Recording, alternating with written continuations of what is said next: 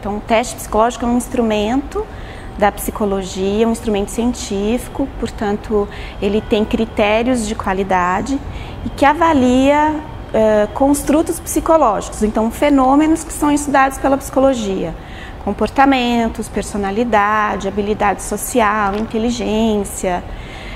Para que esses testes psicológicos possam ser considerados efetivamente como requisitos com qualidade, o Conselho Federal de Psicologia estabeleceu há 13 anos atrás um sistema de certificação que recentemente, em 2012, quando ele completou aproximadamente 10 anos, foi considerado como um dos melhores do mundo.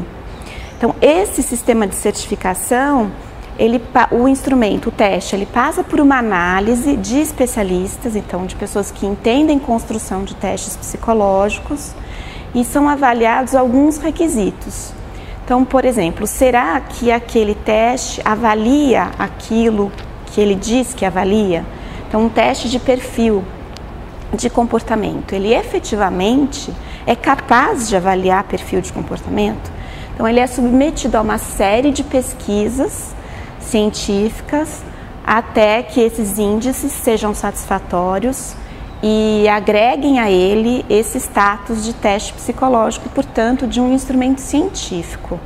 Então, é importantíssimo que dentro desses processos de avaliação psicológica sejam usados esses testes psicológicos que possuem esses estudos, porque eles têm essa certificação e com isso eles vão garantir um processo de avaliação psicológica mais efetivo, de modo que responda à questão. Então, dentro de um processo de seleção, recrutamento de pessoal, de escolha de perfis, de líderes, o avaliador, o psicólogo vai ter condição de realmente dizer que aquele seu resultado é um resultado confiável.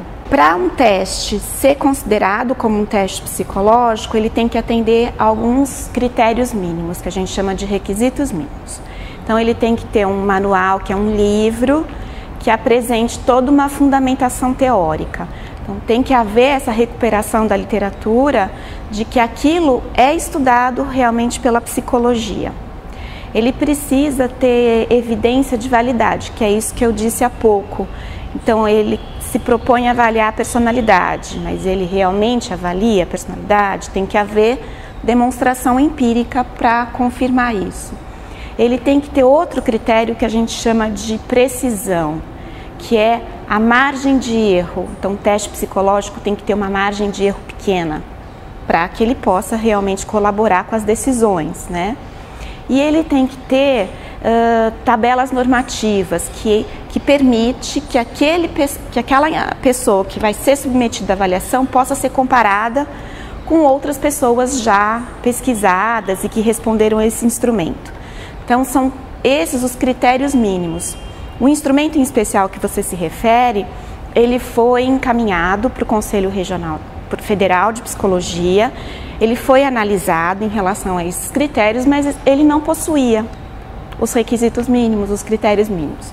A empresa foi notificada e os psicólogos também foram avisados, orientados, no sentido de que esse não é um instrumento que está pronto para ser utilizado pelos profissionais quando desses processos avaliativos. Então, os instrumentos que não estão em condições de uso, eles aparecem numa relação por eles não apresentarem algumas dessas qualidades que são indispensáveis para que um instrumento seja confiável. A gente avalia um fenômeno psicológico por meio da expressão comportamental, então, por meio do que é possível observar. Muitos dos fenômenos estudados pela psicologia, eles não são observados a olho nu. Ninguém consegue olhar uma inteligência, olhar uma personalidade. Então, a gente avalia por meio desses instrumentos, que são amostras de comportamento, a partir das quais a gente supõe os fenômenos psicológicos. Esses testes que não têm estudos científicos, eles não têm essa comprovação de que realmente eles estão acessando um domínio psicológico, um fenômeno psicológico, porque eles não se submeteram a essas análises, eles não podem comprovar por meio dos seus resultados que o que está sendo avaliado é perfil, o que está sendo avaliado é característica de personalidade. Então, o risco é grande quando há um processo que utiliza instrumentos que não têm uma comprovação científica. Tem uma listagem, inclusive, no final do ano passado, essa relação, esse sistema de avaliação, ele foi modernizado e o objetivo é mesmo que essa consulta seja pública, que as pessoas saibam quais são os instrumentos que são certificados pelo Conselho Federal, por essa comissão de especialistas, e quais instrumentos não têm essa recomendação, para que as pessoas também fiquem alertas e fiquem atentas ao que elas estão se submetendo nesses processos avaliativos, e para que os psicólogos, obviamente, se informem em relação a isso. O autor do teste ou a editora que o publica, ele tem uma responsabilidade de tanto em tanto tempo de reencaminhar ao Conselho Federal alguns estudos, de modo a manter aquele instrumento atualizado.